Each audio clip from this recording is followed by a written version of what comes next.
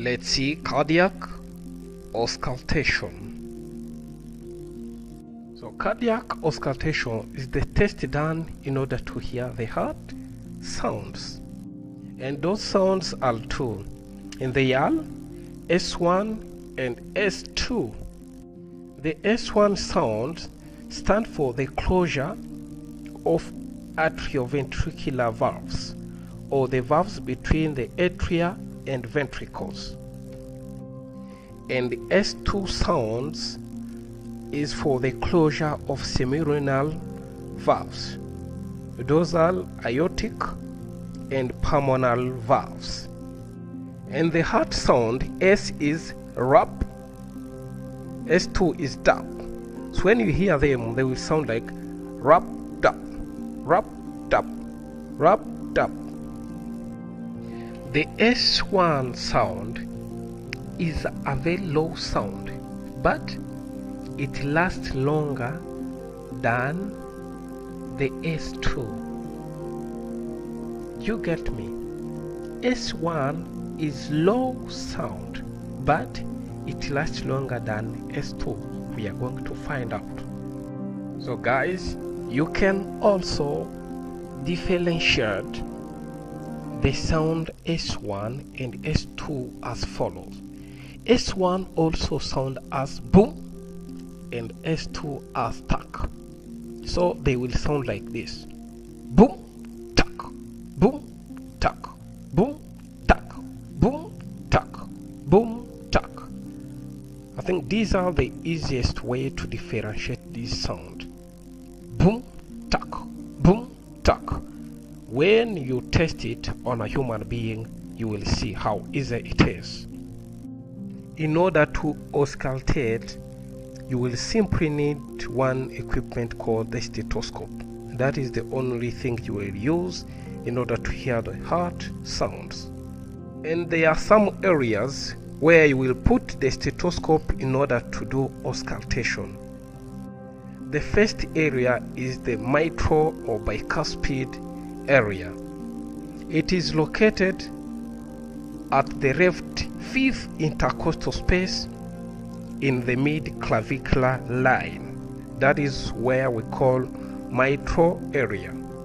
Just at the fifth intercostal space in the mid-clavicular line. The second area is tricuspid area, which is just above the xiphoid process, just at the left side of the sternum.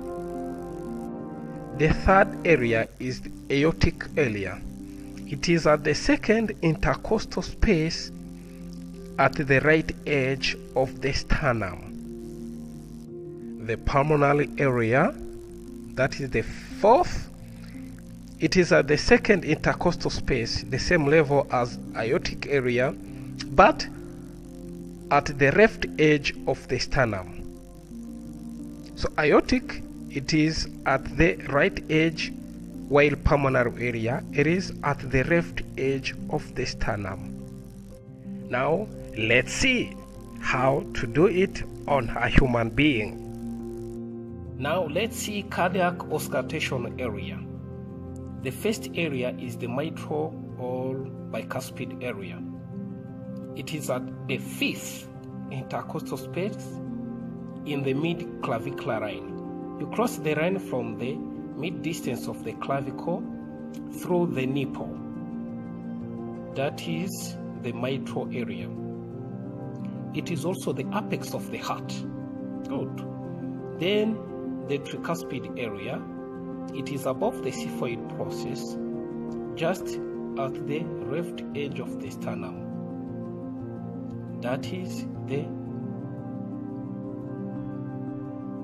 tricuspid area. Now this is the aortic area. It is at the second intercostal space, right edge of the sternum. Just second intercostal space, right edge of the sternum. Now this is the pulmonary area.